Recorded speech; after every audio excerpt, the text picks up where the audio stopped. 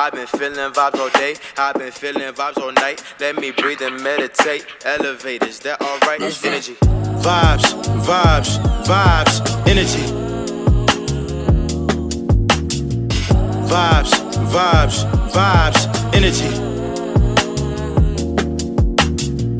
Vibes, vibes, vibes, energy. Hey, what's going on? It's your girl T Hardaway. And it's Michael Basile. Yeah, and we are the Did It for the Hood podcast. Indeed. Coming back one more time, we love you, we miss you, and as per usual, we have another phenomenal guest. This woman is a veterinarian. She's a woman of color, she's a veterinarian, and she's going to tell us her story of how she became and how she fell in love with animals and how she became a doctor. So everyone give it up for LaCheryl Ball. Dr. LaCheryl Ball, how are you? Hi, how's it going? How you doing today? I'm doing great. A little toasty, but hanging in there. Real. Absolutely.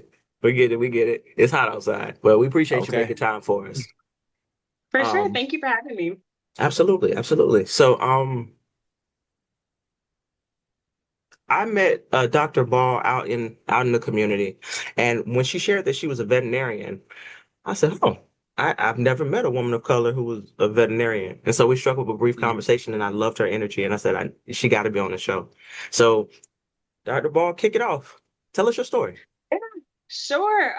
So I'm LaCheryl Ball, Dr. LaCheryl Ball. I'm from Richmond, Virginia. It's the capital of Virginia, but it's still a little big town. I've been in New York for almost a decade, so I'm getting official up here. But I attended Old Dominion University. I went to Virginia Tech for veterinary school. And I've loved animals pretty much forever. It was a winding road to becoming a veterinarian, though. I wasn't one of those people who's like, I've been wanting to be a vet for my entire life.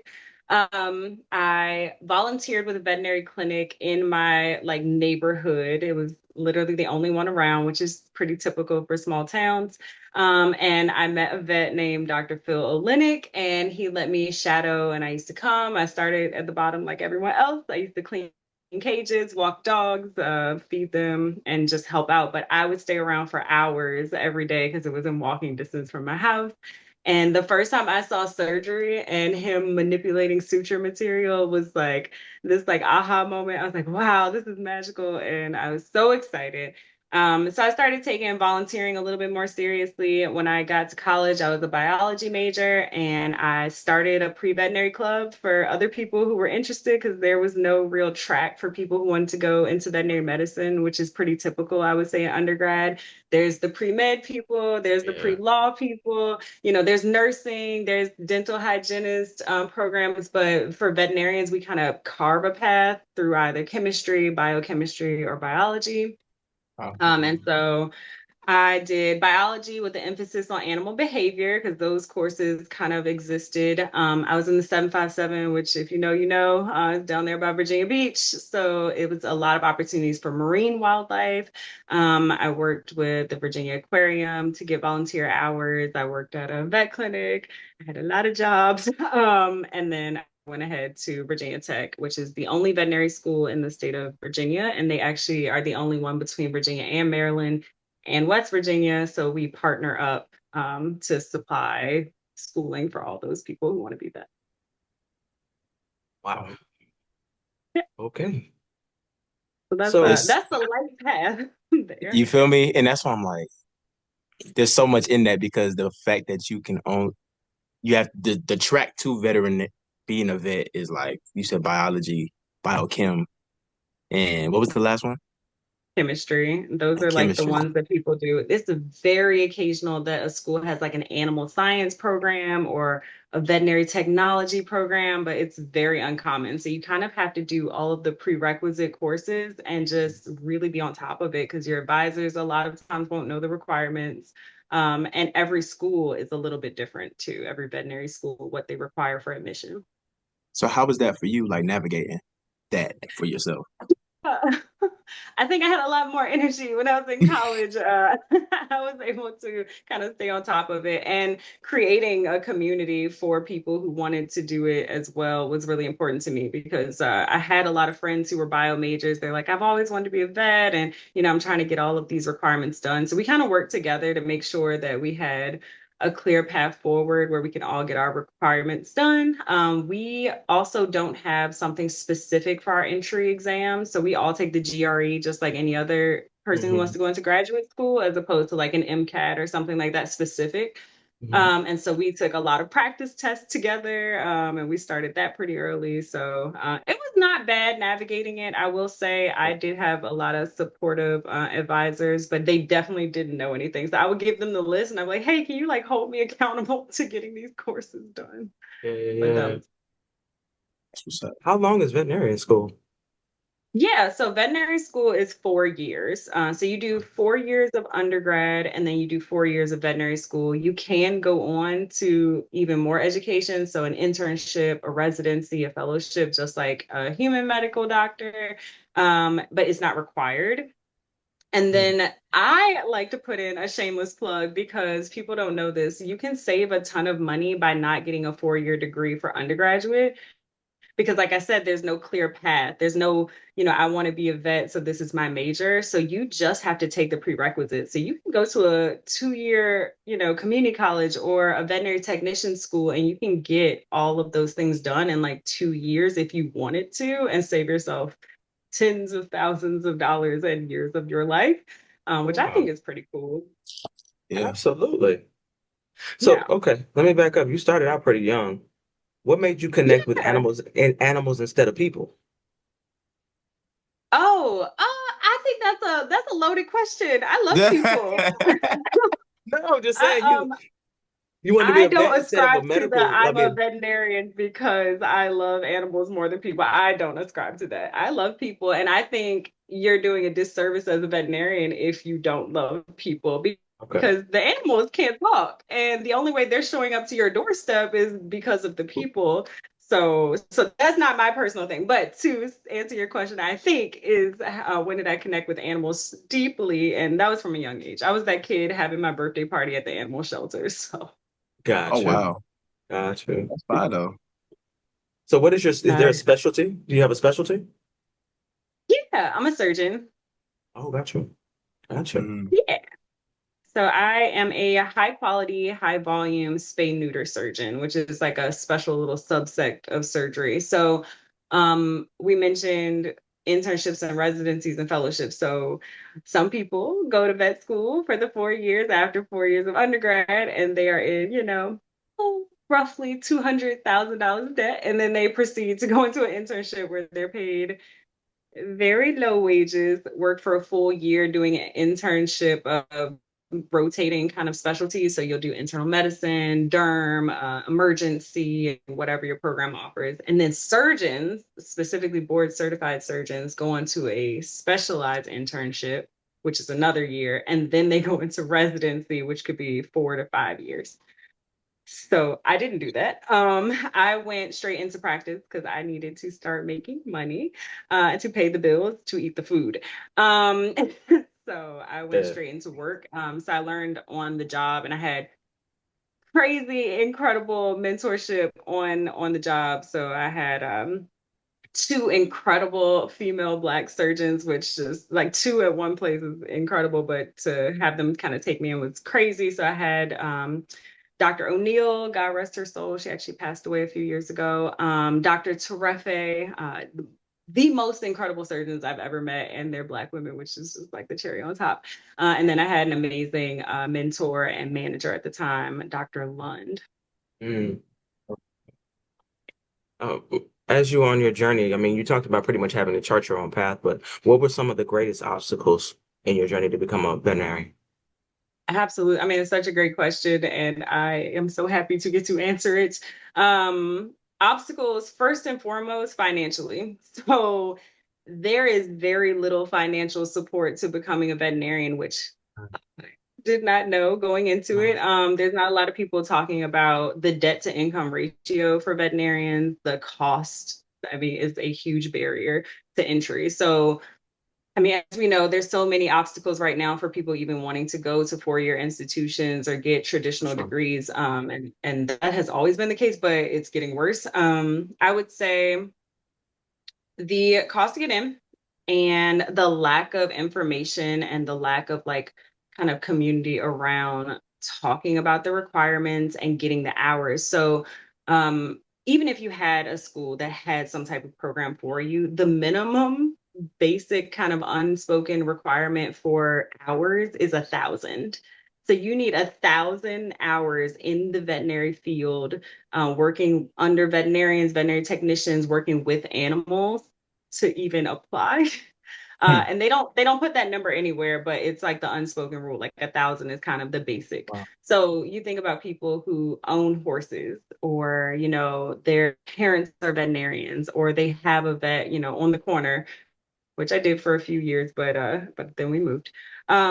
Those people are getting hours over and over and over again, right? So Mhm. they're building up hours from elementary school, middle Yeah. school, all of that. But if you're working in an urban area, or you're working in a veterinary desert, which is very, very common, then you might not know a vet. You may have never had a pet. Like, how are you getting these hours, especially diverse hours? Before vet school, I can truly say outside of a petting zoo, I'd never seen a pig farm. And I had a classmate who owned a pig farm. So, Wow. it's just a different world. So that was a huge, huge obstacle. There is a whole other language to becoming a veterinarian. So there's medical terminology. Obviously, those classes exist, Latin-based classes exist. Mhm. But there are words that people use in certain industries within the veterinary field that I had no idea. Mhm. We all have that picture when you're little where you take a picture on a pony, and that was my experience with horses. But you start learning about the fetlock and the flank and the No, chestnuts. Like, there's all these different words that people use colloquially for equine medicine doc, that I doc, had no doc. idea. The what? Yeah. Right. Because I'm The sitting here what? like you said the the The There's walnut. I don't know what chestnuts, she said. the the clank, walnuts. Yeah. The chestnuts, there's the fetlock, there's that so lie. many words. A farrier. Have you ever heard of a farrier? Is it a farrier or just farrier? A farrier is so a person that's a farrier. Have Yeah. you ever heard Uh-huh. of that? Yeah. So the I know what a person that puts farrier the shoes on is. a horse, A person that do what? the person who puts the shoes on the horses, that's a farrier. Oh yes, okay. Because I Oh, love watching those videos of like when people yeah, like they break clean the them. horseshoes off and then We are clean them. so I okay. love As you seeing can tell, we don't know. So go ahead. that. I But love what's the chestnut? But yeah. So there's just all these words Okay. that people use in language around animals that I had no idea. I could write books and books and books of the things I didn't know. So some of that felt intimidating to get into, and you kind of come in and you're like, I was an excellent student in biology, but I've never taken an animal anatomy class before because it wasn't offered at my school or something like Uh, this. So those are barriers, I would say. So so you would you say to a I, degree you had to kind of play play catch up a little bit? Sure. Oh Yeah. yeah, absolutely. Okay. Yeah, definitely. I Gotcha. would also say, so I mentioned to you, I started a pre-veterinary club in Right. undergrad to kind of bring together all these people I knew. None of those people were Black, like mm, not a one. It was just Mhm. me and a bunch of my classmates and my peers, but there were no other Black students that wanted to be veterinarians. Up until that point, had never met another Black veterinarian. So that's a huge, I wouldn't necessarily call it an obstacle, but it's definitely intimidating to say, like, what am I getting myself into? The Right. highest percentage of Black veterinarians in the country are graduated from Tuskegee, um, which is in the deep, deep South. It's like, yeah. do I want to go down there for school His alone? I historically don't Black know. college. Yeah, about to say, It yeah. is, it is. And Tuskegee's an amazing school. They produce amazing surgeons.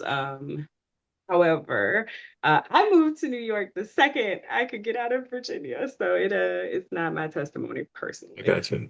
I got you. For Why do sure. you think that is? Why do you think there aren't a lot of people of color in veterinary medicine? Sure. That's another kind of loaded question, right? We could talk about historically the relationship between Black people and Mm, animals, and come how on. that has been misused and mistreated, abused, I would go so far as to say. I would also say there's a financial barrier. So pet ownership is extremely expensive. Oh, that's right. Responsible pet ownership is extremely expensive.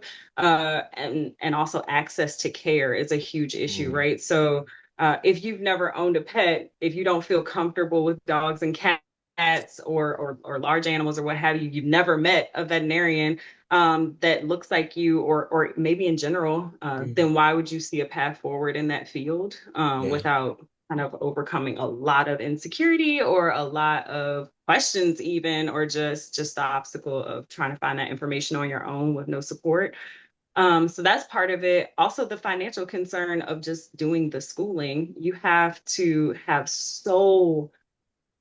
put so much energy and resources into getting into this field that the bottleneck is the entry point, right? There's a few more because of Long Island University and the island schools and Western. But when I was going through, there was only 28 veterinary schools in the country. So every Mm, single kid who ever wanted to be a vet, which if you don't know is one of my favorite facts, the highest uh percentage of kids what they wanted to be when they grew up but didn't become is a veterinarian. So thousands and thousands really? and thousands Wow. of kids. Yeah, like everyone wanted to be, a lot of people wanted to be a vet when they were little. And then they're all applying to 28 schools, all Mm, of them Wow. every year. So, um, wow. Wow. What do you feel like is something that your mentors imparted in you that you will like forever take with you? sure. This is gonna this is gonna sound a little bit morbid. My mentor told me not to become a veterinarian. He said to go into finance. So So, he may have So, been on something. No, my mentors, they said wonderful things too. I think he was mostly joking, but it's a tough field. So some of the things they told me, and I passed this along, is like you really have to remember why you did it, right? You have to remember that every person, every animal that's coming to you, you can be a change in their life, and animals' lives are quite short. So being in it, you have to stay very passionate and you have to stay very excited. And you have to remember that you care so deeply. It's very hard. And I would probably extend this to any form of medicine to remember like that inspiring feeling that you had when you went in. I want to make a difference. I want to help people. I want to help animals. When the hours are long, when it becomes very stressful, when patients, have things that you can't cure, it becomes like a very dark cloud sometimes. And you sight. So my mentors imparted on me, like just remember why you went into it, try to hold on to that feeling. And that's been really important for my career. so Was there ever a time when your love for it wavered? Yeah. Yeah, definitely. Absolutely. It's a tough crowd. You have all these empathic people coming into a Mm. field because they love Oh, animals. child. Um, Uh. yeah, yeah. And then you go into an appointment and you say, hey, Fluffy needs these vaccines. Mm, And the visit costs $100 and the vaccines cost $300. Your total visit is going to be $400. You don't love animals. You're a horrible person. What do you mean it's going to cost you $400 to take care of my pet? And you're like, I'm trying my best to wait a minute, help they're you. This saying is you the don't cost. love animals? Oh yeah, no, that's absolutely a thing people will tell you as a veterinarian. You don't love Mm, animals. This service has a price and I can't afford it, and thus you are manipulating me right now. You are abusing the situation. You are a horrible person. So mm, it's called compassion fatigue. You're Yeah. trying to help, but because veterinary medicine is so different than human medicine, a lot of people do not have insurance for their pets. They're paying out of pocket. And so it's an incredibly stressful encounter for everyone involved. And veterinarians really drop out of the field because of that. So occasionally I have had encounters where I felt horrible. I'm trying my very, very best to help these animals. I've dedicated my entire career to it and you get told the worst, like you get read for filth sometimes. I can give you an example if you really want one. It's almost comical because it's so ridiculous if you're interested. Go yeah, why for not? it. Sure. Okay, so I'm a surgeon. I do reproductive surgery, so spades and neuters. So I take out, uterus, ovaries, testicles, what have you. And I don't know if you know this, but there is a direct link between patients or pets that are intact, have not been spayed or neutered, specifically in this case, spayed for female patients, and breast cancer. So if you spay your dogs and cats before their first heat cycle, you eliminate their chance of breast cancer by something like 99%, studies have showed. Wow. Yeah. By the second heat cycle, you decrease it by 85%. Still amazing, right? A lot of times, because of either a financial barrier, just ignorance of like these types of statistics, people don't know that spay and neuter is really important, or cultural differences, or what have you. It doesn't matter. For whatever reason, your pet maybe has come to me now at 8, 10, 12 years old. Right. They've been through heat cycles their entire life. So patient comes in with a rescuer. So this is a person who rescues cats from the street. Wonderful person. They care very much about this cat. They bring her in. She has breast cancer. In cats, breast cancer is 99% malignant. Okay. Uh, So if you find breast cancer in a cat, it's highly likely that it is cancerous and it's going to continue to spread and it will mhm, ultimately be their cause of death. So I mhm. go to this owner and I say, hey, rescuer. So she works with animals all the time. I say, hey, I'm so sorry. Let's just say Black Cat Luna. That's a very common cat name. Luna has mammary cancer that we identified on physical exam. She has had the spay procedure now. However, it will not reduce her risk that this cancer is going to continue to spread. And I'm so, so sorry. You have the option to take her home right now and take care of her. But I do want you to be very cognizant of the fact that this cancer is going to spread. And unfortunately, it will very likely be the cause of death for this cat. Okay.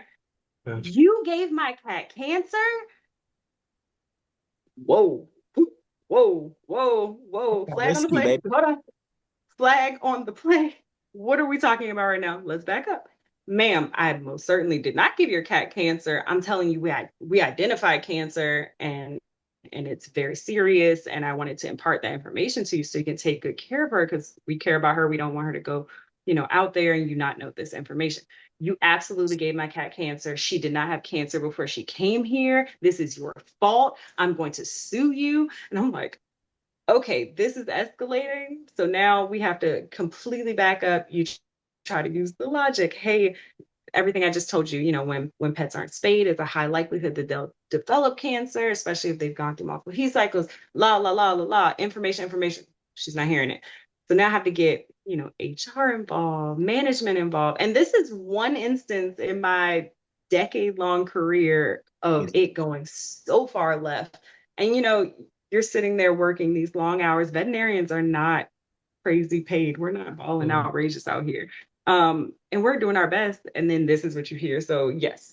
To answer your question, it has wavered quite a few times, and it's not because I've ever cared less about the people or the animals that I serve. It's that it's stressful. Like, how do you respond to that?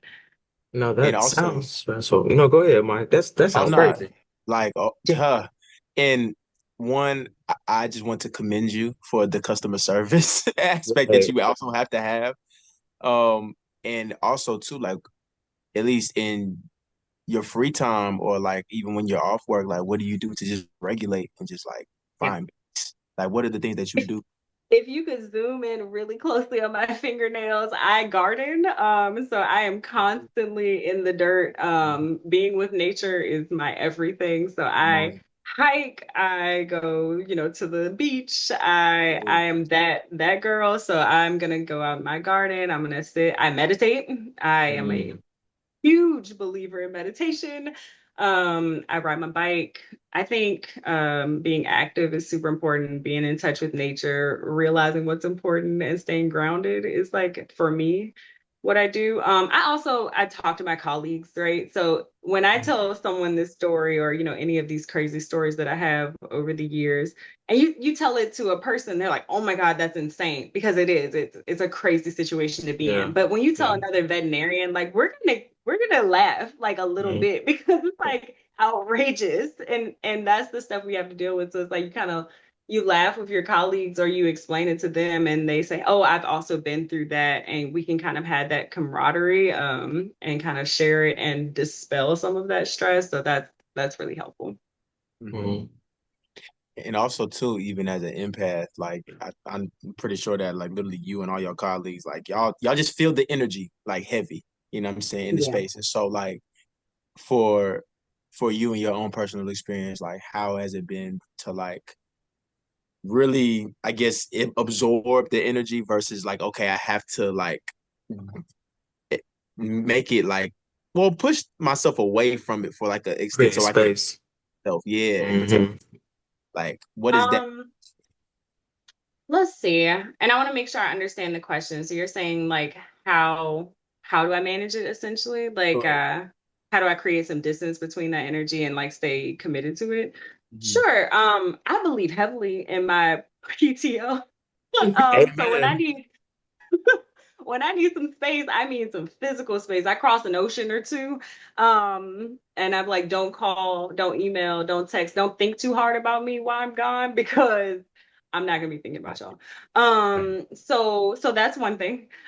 Two, I love taking care of my patients. I love to know that they are safe, and I'm going to do every single thing I can to make sure they are a-okay when they go Mhm. home. And then Yeah. when they go home, They like gone. they're Hmm. gone. Like it's over for me for that day. And I go home and I turn on whatever show I'm watching at the time and I eat my food and I hang out with my friends and I go to the bar and I do whatever I'm going to do. But I turn it off. And that is a hard boundary I've created over the years. Once upon a time, I would sit at home and I'd be like, oh, that patient I saw today, I hope, good, good, good, good, good. No, not anymore. And it's not because I care less, it's because you have got to create some separation between church and state. Like you Yeah. cannot take that stuff home constantly.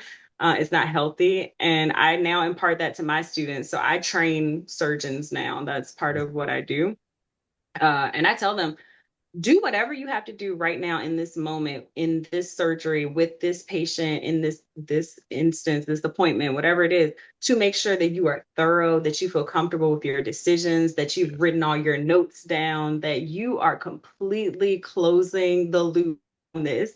Because when you go home, you need to be able to sleep at night.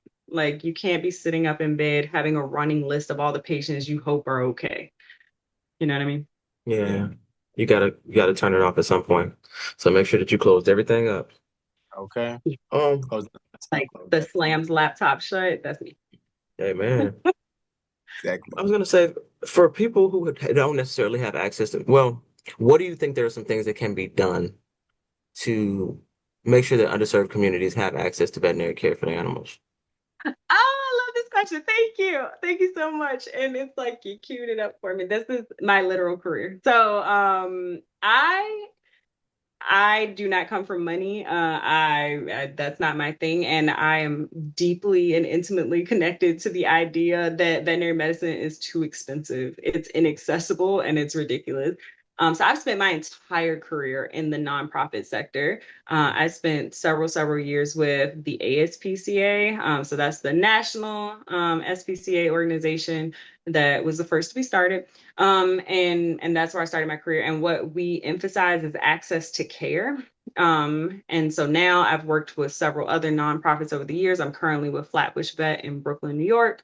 But access to care addresses exactly what you're saying. So we say, hey, every single person who wants a pet should be allowed to have a pet, and finances should not be the single barrier to you not being able to have responsible and accessible pet ownership. So we get grant funding either from, not either, but from several places. So from donors across the country, we have state funding. Mayor Mamdani just gave us a ton of money to help do spay and neuter. And so we find funding from all these different places. And then we are able to provide services that are essential. They are not comprehensive, but they are essential. So vaccinations are legally mandated and also life-saving. And so rabies vaccinations, FBRCP, if you've ever heard of that, DA2PP, things like, parvo, panleukopenia, these things that have like gone through communities that cannot afford veterinary care, we try to preventative services for that. Spay and Gotcha. neuter is at a kind of mitigated cost. Nail trims, like that doesn't sound important, but if you have no money and your pet's nails are overgrowing, that's a huge barrier. We are trying to provide more dental services because dental disease is a huge issue in the pet populations that we serve. So just creating that and then also bringing those types of things to the people that need them the most, right? So in New York City, which is, where I am, South Bronx needs a Uh, lot of help. East New York needs a mhm, lot of help. There's all these different places that are veterinary deserts. So there are no veterinarians. You might see a pet supply store or Petco or something like that. But as far as getting access to actual medical services, they have very limited access. So the ASPCA has mobile units that'll literally drive to the neighborhood. So we're going to park in East New York today, and we're going to do spay and neuter services, or we're going to do primary pet care, which is, your pet has diarrhea, skin disease, ear infection, fleas, like needs vaccines. That's what we can do. Flatbush Vet is a very new nonprofit organization. So we've only been around for about 2.5 years, but we have national recognition because we're creating a model where you pay a kind of sliding scale of what you can pay, but there's a ton of grant funding for services that you might need. mhm, And we're right in the middle of Bush. So you don't have to go all over the place to try to find us. We're in the neighborhood that needs it, and then you just come to us.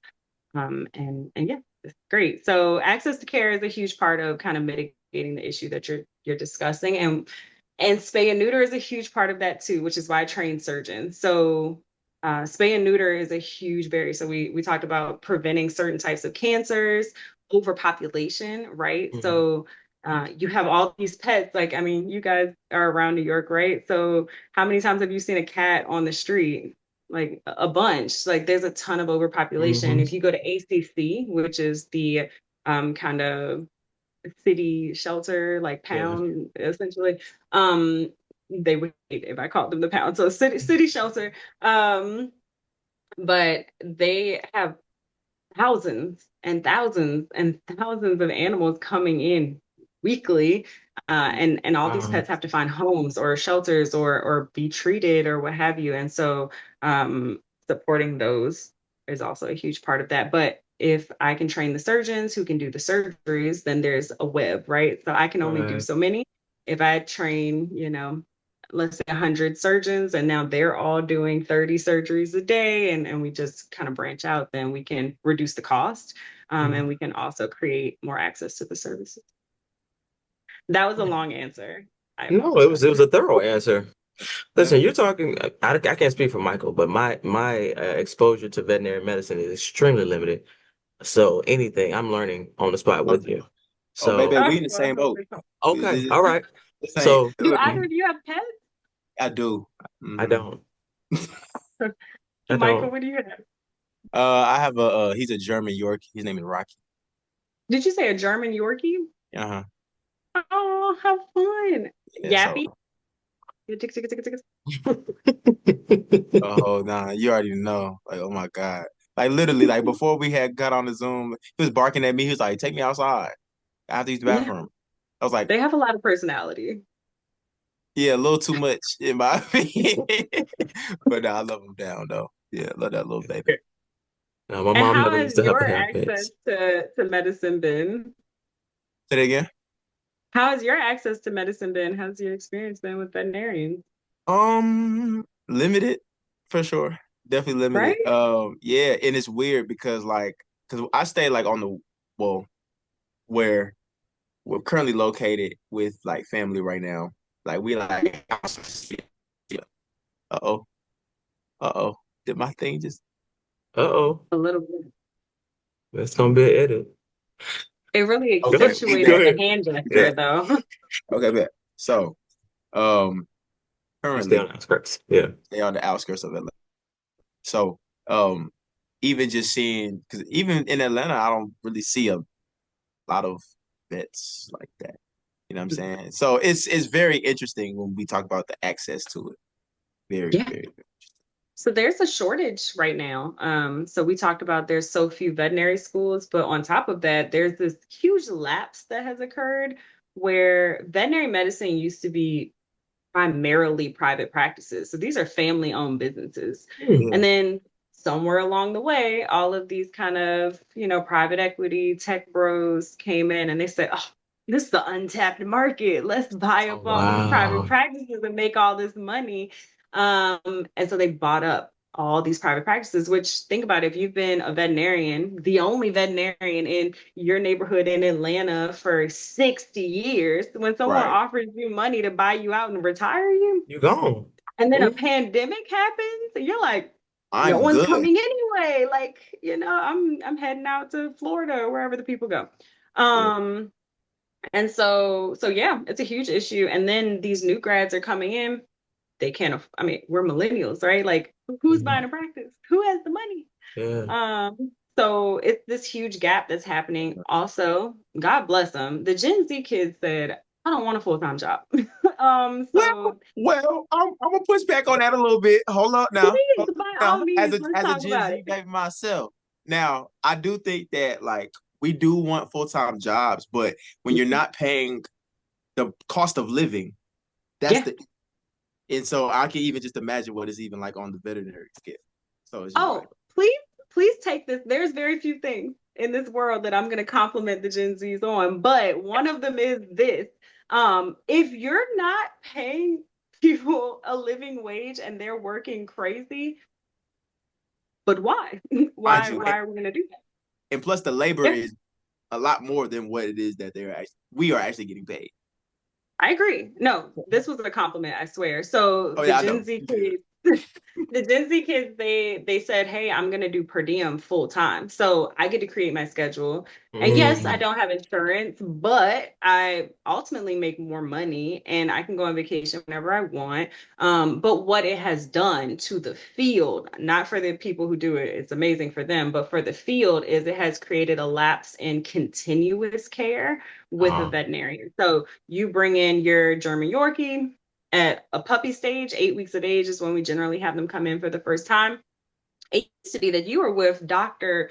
So and so until that pet was, passed away or euthanized later on in life. You would see the entirety of the life of that pet with that owner, and you would build this robust relationship. You have all of their records. It's continuity of care.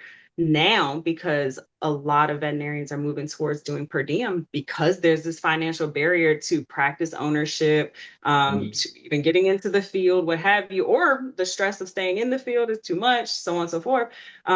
You see Dr. Ball once and you may never see that person again. And now you have to explain Fluffy's entire history to the next veterinarian, oh, bringing all your wow. records, jumping from practice to practice because that relationship doesn't exist in the same way that it used to. And it's a real problem. So question, because well, I may be giving up an idea, but whoever want to take it, run with it. There's not a my chart system for pets like there is for humans. Mm-mm, You know no. how you got the my So chart system, every, Mike? Yeah. Yeah. Okay, go ahead. yeah.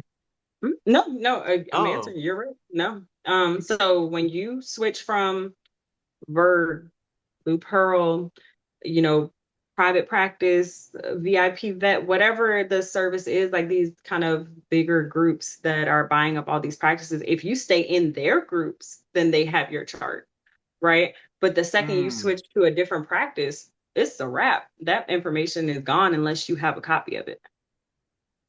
that is hmm. actually crazy. And Yeah. what's the governing body for veterinarians? AVMA, the American Veterinary Medical Association. Mm.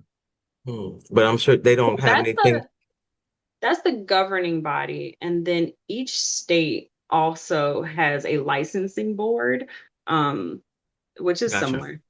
Okay. Because I was just trying to see if there could be a way for it to go from the top down so they could be required that everybody has to use a similar system or have something tapped in where it could go across. It would be lovely. I think it's a beautiful idea. I can see why it hasn't occurred. So if you'll recall, I was saying vet practices used to be Yeah. private businesses. Yeah. Yeah. So that's a huge like cultural change that's happening like now in the Yeah. field where these big groups are having like thousands of clinics that they all own. So those things can be kind of connected. Mm. Um, but but it's just completely different. There's no insurance that is holding these, practices Yeah. accountable to the records and, what have you. I mean, there is, but it's not the same. It's just Answer my different. question. Young entrepreneurs, somebody figure that out because there's some money Listen, there. hello. There's for sure money there. Okay. Yeah. Well, if you had a young person that wanted to be a vet or wants to be a surgeon, what information or what advice would you give them? Someone coming from a similar circumstance as yourself. Sure. Um, I have taken the adage from my mentor a little bit. I'm like, are you sure? You sure that's what you want to do? um, but moving forward, if they say this is my passion in life, I have to be a vet. I can't be anything else. This is who I'm meant to be. Once we've gotten to that place, then I say, all right, first and foremost, every piece of information that you encounter from here on out, act like it's the only time you'll ever see it. So something that people don't realize when they're in school is that you're working with people doing the research. You're working with the experts in the field. And I don't think sometimes, especially if you come from a background where you've never known other doctors or people who've gone to professional school, graduate school, you might not know how to approach that kind of learning. Um, that was my experience. That's the experience of maybe some of my friends as well. But I would tell them approach it as though you are in the mouth of the beast a little bit, like really absorb it and don't think of it like high school or even undergrad. It's not about standardized tests. This is the information you're going to use when you have a patient one day. Yeah. This is not just memorizing and then regurgitating. You really want to internalize like what this means for what you're going to be doing. So Yeah. that's that. I also tell them the same thing that someone taught me, right? You have to remember that you're passionate about it because this field is a tough cookie to crack, and it will try to crack you. You know what I mean? So you have to really like hold on to that passion. If you're telling me right now, like, oh, this is my goal in life, I have to do it. Remember that when it gets hard. Otherwise, it's gonna be really tough. If it's a person of color that's coming to me, and that happens quite a bit because I'm one of the only Black vets a lot of people have ever met. We make up less than 1% of the entire profession, Black veterinarians. And so I always tell them, like, hey, you have to stay grounded in your community, your support system. You have to remember that you are capable, that you have made it to this point for a reason, that people want you to succeed, like you can do it. Like those things are so important. You have to pour life into these young people who want to go into this field because they're not going to have a lot of community in their schools, in veterinary schools. You're not going to meet a lot of Black vets, and that is challenging, and it can deter people from wanting to do this. So I always tell them that. Now, if you want to be a surgeon specifically, I always tell them, you go ahead and write my phone number and my email address down because the second that I can put you in front of a patient, I will. I live to train surgeons. It is my calling in this world, and I have so much fun with it. So I do host events for younger students. I just had one 3 or 4 weeks ago. High school kids come in, I teach them how to sterilely scrub, how to suture, how to use instruments, how to identify things. Like getting them excited about it is super important because, like, yeah, you're gonna make money one day, you're gonna have a job, people are gonna call you doctor, like all of that's like cute or whatever. But like surgery is fun, and I want them to know like it's something to aspire towards. Like it's exciting. It's as good as it seems. Mhm. While you're talking about, go, you got something? No, you Can I, go. You let me go. slide in real You go. quick because Slide as in. you were Slide. talking about this, another question popped up for me. I see how Please. excited you are about your work, right? And Mhm. I see the excitement, the confidence in it. Obviously, I totally believe you know what you're doing, even though I have no animal. But were you always this person, or did you become this person through practice? Like, were you this at the beginning? Um, Stoked, excited, a ball of energy. Yes. The confidence came way after. So Okay. you get in front of an animal, and you're shaking like bless her heart. She would put on her gloves and they would fill up with sweat. She was like sweating so bad. Like that's real. Like you're just this kid in school one day And then they just chuck you out into the world. They're like, now you're a doctor. And then at my graduation, I actually started laughing because they're like, you guys are experts in the field. And I literally audibly laughed. I'm like, who let me? What? I'm me? No, I no. You I talking know what I'm about doing now. like what?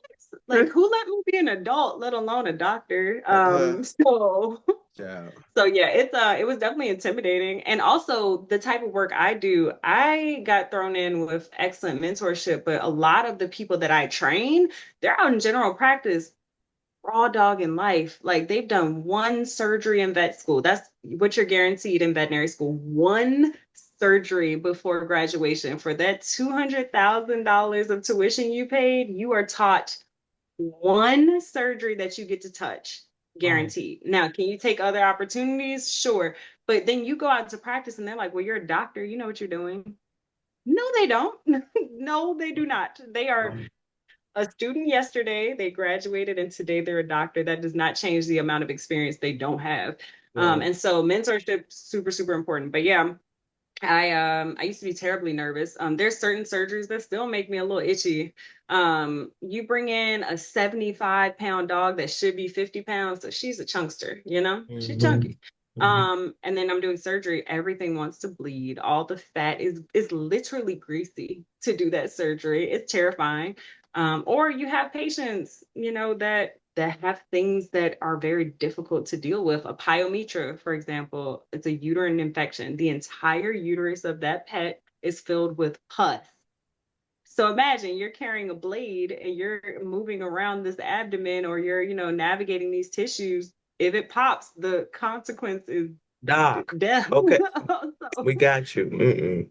yeah, it's terrifying. So I don't mean to gross you out, but there are things It- that make me nervous sometimes. But over the years, doing them over and over and over again, seeing, you know, my skill set get better, my pliability and dexterity get better, my Yeah. knowledge base get better, it makes you way more confident. And I just love it. I think it's cool. I turn on my music. I have J. Cole blasting in the surgery suite, and then, you know, we just out here, we're doing the thing. And I look up one day and I'm like, uh, yo, little girl from Virginia out here doing surgery. Like, who let that happen? that part. Doc, you still never told me what a chestnut is. Oh, child, don't ask me. I don't remember. That's Mm-mm. hilarious. I'm sorry, it was sitting here in my brain. My ADHD wouldn't allow. Okay, go ahead. Go ahead, Mike. I'm screaming, yo. Y'all are funny. I hope y'all know that. But I was gonna ask, like, because you mentioned that it's your calling to do surgery, correct? To train Train surgeons. surgeons, excuse me. Yes. Sure. But yeah, And what so, about it? yeah, I just wanted to know, like, when you really stepped into that, and what was Hmm. that like for Yeah. That I can actually pinpoint. So, to Tierney's point, I was learning to be a better surgeon myself. And I started timing myself. And I was like, okay, I want to be able to do this surgery in this amount of time. And I don't want to lose like that drive to get better. I don't want to get stagnant. I want to, you know, be the best I can be. And so I started a system where I would time myself. Mhm. And then I kind of coined this manner of learning a surgery. And it was 2020. We were barely doing surgery because of social distancing. Mhm. And my boss said, hey, can you train this new hire that we just got? You know, it's not that many people here. Like, you know, people have taken furlough and all of these things. Do you mind training her? I was like, sure, I don't mind at all. I love teaching. I've taught in the past. And I was like, great, let's do it. It was the best thing I've ever done. Like, I don't know how to describe that feeling where something like just clicks, but I was like, this is so fun. It's not Yeah. just this thing I love. Like, I like surgery quite a bit, but like watching someone start here and you help them get to this place and they are so proud and Yeah. they're really like, they're doing it and you help them get there. Like, I can't describe it, but that's the most enriching thing I've ever done ever. Like I just love it. Like I'm so obsessed with it and I've gotten to do it so many times now. So it's like, you know, you come in, you meet this person, they're, you know, so nervous about it or they're excited about it or you know, they don't feel confident about it. You don't know. They all approach you with a different experience and you get to know that person and you really feed into them and you figure out what's you know making them better or worse and you help them narrow in on a goal. Yeah, so that started for me in the pandemic. I was having such a great experience with the student that I had that they started saying, "Hey, you want some more students? Sure. You want a few more? Sure." And then I was training every single intern that walked into the hospital. I was training every single high school student that came in our department. I was training every new hire, every resident, every fellow, the random people who emailed and wanted to come. And then I kind of coined my teaching method. So I have this thing, it's the ball timing method. I break down the procedure into certain steps, and I zero in on the portion that is kind of the bottleneck for each individual student, and then I help them overcome it. And because we kind of laser focus on the areas that they need help with, they're able to improve really quickly. So people love it. And then I started my own business, and then I started taking on clients in other states where I train all their surgeons. And yeah, it is my favorite thing in the entire Yeah. world. Like I could gush Oh, about it all day. But yeah. Yeah. Have you trademarked your method? I have not yet. It is reported on. So I presented at it's a conference where all the board certified surgeons and just board certified veterinarians kind of go every year. And I presented it there. And so But you're that's how known I've for it. gotten to know I'm known for it. Yeah. Okay, cool. Cool. But I do need to trademark it. I know as I'm Yeah, but like it's a good speaking right that now. but it's good you're known for it. So that's all. Yeah. yeah. So it's stamped still. Yeah. You know what I'm saying? It But to should have be that, legally, but it is, right, yeah. right. But there's only one Yeah. Dr. LaCheryl Ball though. Okay, No, cool. Cool beans. Um, Dr. Ball, this has been amazing. Do you have anything you would like to promote, your social medias, anything like that? Definitely not my social media, but my company is Ball Veterinary, PLLC, and I do provide training. I do work for Flatbush Vet, in Flatbush, Brooklyn, and I am always taking students. So if there are people out there who want to be veterinarians, then by all means, you can contact me at my work email, which is LaCheryl@flatbushvet.org. And I'm always happy to hear from students. Or you can contact me at ballsurgicaltraining@gmail.com. I'll also be happy to hear from you there. But yeah, I guess my message to the people is, veterinary medicine is a complicated and difficult field, but it's so rewarding and so enriching. And just because there's not a lot of Black veterinarians out there doesn't mean there couldn't be. There's so much space. There's so much space for everyone to succeed in this field that wants to do it. And I would love to be a cheerleader in their corner. If no one's ever told you you could, you can. Phenomenal. Well, I am T. Hardaway, and I'm Michael Bassell. and this is the Did It for the Hood podcast. Indeed. See y'all later. Yeah, 40 million in our bank, we want all of that. 200 million in the safe, we want all of that. $1 billion investments kept away, we want all of that. Black man with money in USA, get you hollered at, but we want all of that. 40 million in our bank, we want all of that. 200 million in the safe, we want all of that. $1 billion investments kept away, we want all of that. Black man with money in USA, get you hollered at.